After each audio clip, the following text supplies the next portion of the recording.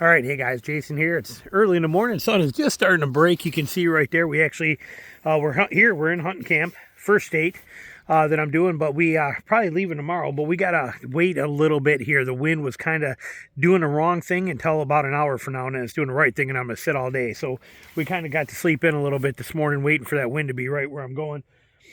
We're going to talk about a truck. Okay, the truck. We found a problem with this. Okay, minor issue probably, but for me, catastrophic. It's a huge issue. It's a big problem, and it's been an issue for me here. But like I said, probably a simple fix, I should say, is there. But we got to bring her in for warranty work. So what happened? The story. As I'm driving out here, I realize that as soon as I turn my lights on, okay, on this thing when I'm hooked up to my trailer. I'll show you around camp at the end of this a little bit, show you what we got going on in here. But with the trailer connected to it, once I turn the lights on to do a light check, my blinkers, my reverse lights, my tail lights, my turn signals, everything starts going crazy on this thing. It just literally starts lighting up, and then the trailer lights start flashing and flashing and flashing and going everywhere. Now, first thing people are going to say, well, you got a bad ground on your trailer. I thought the same thing. Maybe that was the case. That is not the case, okay? Not only did I try it with the trailer, I realized this when I was on my way out here, when it came time to turn the lights on. And so I realized it then and didn't know what I was going to do. So I went and stopped it and bought a set of those magnetic brake lights that you could mount, that I could stick on there, which my stupid thinking too, it's aluminum trailer. There's nowhere that they're going to stick on. It doesn't even stick on the fenders. So it would have been nowhere to put them anyway. But since I had those, I plugged those straight in. And they did the exact same thing. Second my lights go on, everything goes nuts. So there's got to be a bad ground somewhere. Then I also bought a 7-way to 4-way connector adjuster. Okay, so here's our 4-way pin. That one did it, screwed up. Then we did it with the set. We bought a 7-way thinking maybe it was just that and tried that. That didn't do it either. Okay, that was the same exact issue we ran into there with that too. I think it's in this door or the other one. It's in the other one. But we bought a 7-pin connector. So both the 7-pin and the 4-way, 4-pin and 7-pin, do the same exact thing. I cannot figure out what it is, but it is in the truck. It did not work with my trailer. And as soon as my trailer was plugged in, everything went haywire.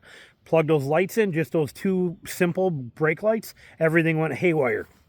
When I got here, my buddy Joe was here too. Those are his tracks. When he was here, he had his wall tent set up right there. He left yesterday, but we checked his trailer and the same exact thing. So it is a problem with the truck. And now the fortunate part is when I have my lights turned off, completely turned off on a knob, turn them all the way to off, I still get my brake lights and I still get my turn signals to work. Remember, a 4-wire pin has got a hot wire, which is for all your lights, and a ground wire. Okay, those are your two wires in there. You got a positive and a negative. Those run all your lights when things are on. Then you have 2 more hot wires that are going to basically turn on the right and the left for a brake light and a turn signal. They run those hotter. That's how that works. Well, it seems that the ground issue is somewhere on the light side, but my brake lights and my turn signals still work during daytime. So what does that mean? It means I have to drive during daytime. I can only drive during daytime. And that's kind of a pain in the butt. That's I mean, when you're this far from home, when you're going to be a total of 14 hours from home to only be able to drive during daylight is going to be a pain in the butt. That means I can't just drive straight through, especially when there's only, 11 hours of daylight. That's just kind of a pain in the butt. So we're going to deal with it, and but it is annoying. It is a nuisance, and I got 2 more states to go to. I'm leaving tomorrow to go to a different one, and we got to now time. I can't hunt in the morning, hunt in the evening, come back, break up camp, and then get on the road and drive to that one. No, I have to give up an evening hunt to be back here midday to get this stuff packed up to drive 4 hours during daylight time, because of those brake lights to do that. Now, I did wire myself up just in case I got into a situation where I needed it, but I'm going to try not to. But you can see those wires up there. Those wires right there have a 4-way connector on the end of it. And those are the wires that were part of that brake light setup. Okay, I can't use a brake light setup anyway. $55 wasted. Can't use it. It doesn't work on my trailer, so I just cut the wires off of it. And they are wired into my battery. I have that watt cycle. You can't see it back there, but I have that watt cycle 280 amp hour battery back there. Let me wipe that, hold on. Sorry, very, as you can see, a little frosty and humid out here. But I have that set up on there on that 280 watt cycle, and I have it plugged in there directly with the 4-way. So if I do get caught in night or something like that, or even in horrible weather, or whatever the case is, I can run that wire, drop it right out of the tailgate and plug it right into my trailer, and then I will have trailer lights. So all my trailer lights will work, but I will not have brake lights or turn signals on the trailer. Fortunately enough, this truck is big enough that for my 6-foot wide trailer, that my brake lights and turn signals, you can see them from behind.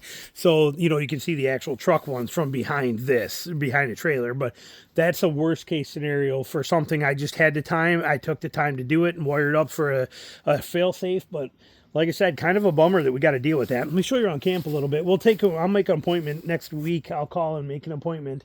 That'll give them about a 2-week notice and get it in there, get it fixed. It's probably a simple solution. Probably just a broke wire somewhere, which we see all the time these days. That is the world we live in. Cheap, flimsy, garbage wiring harnesses. We've said it before. I've done videos on it. Well, I'm a victim of it now, too. Something so stupid.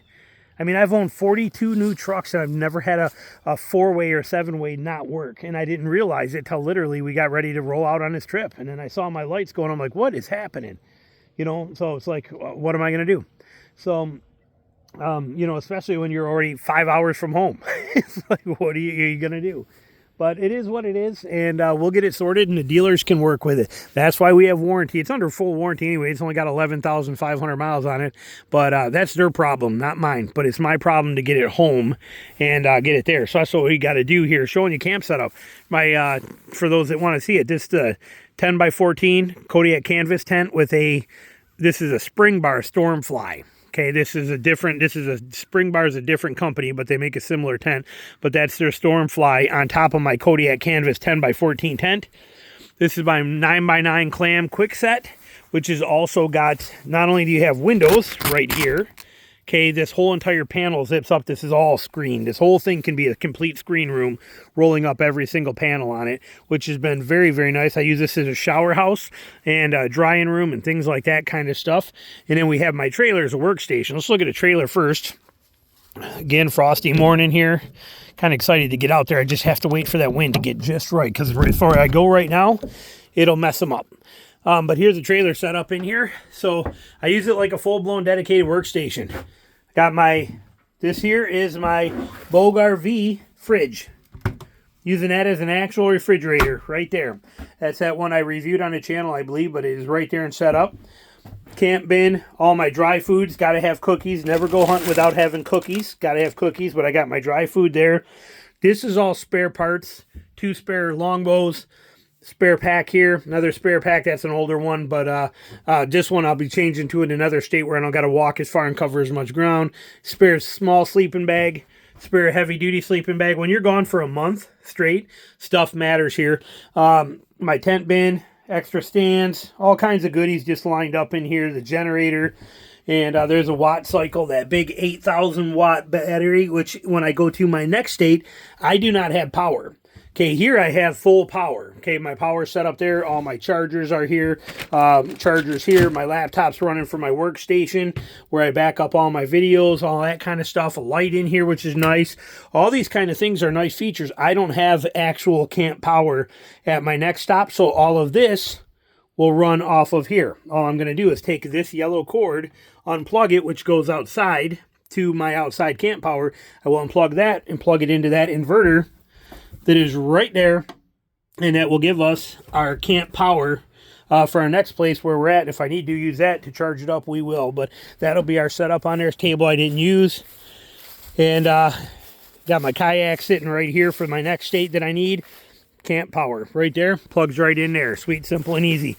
In here in the shower station, which is beautiful, by the way, especially look how frosty and everything's frozen. Okay, in here, propane heater for hot water, to be able to make hot water. Soap, that's shampoo, that little bottle right there. A little lantern there. You can see my clothes are drying here. They're going to dry. I washed them last night, but they'll start to dry out on here. They're still soaked. And we use a wash tub right here, a concrete mixing tub, basically is what it is, as a shower stall, and here's a shower right there. So, like I said, works like a champ in here. Perfect. It's almost like a hot box when it's during daytime. So that's why I leave it all closed up. It dries everything in here very well. So that's a great little setup. And then here's the tent. And it is kind of messy right now. We got clothes drying everywhere. So we pop into here. This is it right here for one person. I got clothes again drying in here. Towel up there drying. Camp set up right there. Got a Drio heater right there. That's electric heater. Again, running power. That is drying these clothes here as well too. These I'm going to be wearing tomorrow. So I want to make sure they're dry quicker than I'm worried about those ones. And a little power station set up right here. A little Opus right there. Running all my chargers, my GoPro chargers, everything I need there. And all my goodies. And this is it. A little chair right here. Garbage bag right there. My clothes there. So sweet, simple, and easy setup. And this is basically what it's like for, you know, each state. I will have this. I was using it to dry stuff on, but normally that'll sit over here out of the way. And that's basically camp. Right there. That's my setup for a month. This is kind of how I live. And this state, my buddy Joe was in here with me. Next state, I am by myself for 8 days. And then the next state, my buddy John comes in. He's got the exact same tent, and he'll be coming in. And he'll be setting up with me and hunting there too. Well, we're on both tents. It has rained 3 days hardcore here since we've been here. You can see the mud behind the truck from the rain right there, all that kind of stuff. So it's been, and when Joe had his wall tent set right there, you can see his low spot, it was flooded out. He was completely had water flowing underneath of his tent on there. So you can see all the crap coming down. So like I said, there it is. There's camp setup. But that is an issue with the truck. Like I said, we'll get her dialed in, but that is the world we're living in here today. Cheap stuff that doesn't work well all the time, and have to get things sorted. And, well, this one being a pretty minor problem, but a pretty huge inconvenience, knowing that I have to drive during daylight hours only. And if that means I got to get a hotel, I got to get a hotel, but I can't drive at night. How stupid. What a pain in the butt. But that's the world we live in. So, questions, comments, anything you got, put them below. Thanks for watching.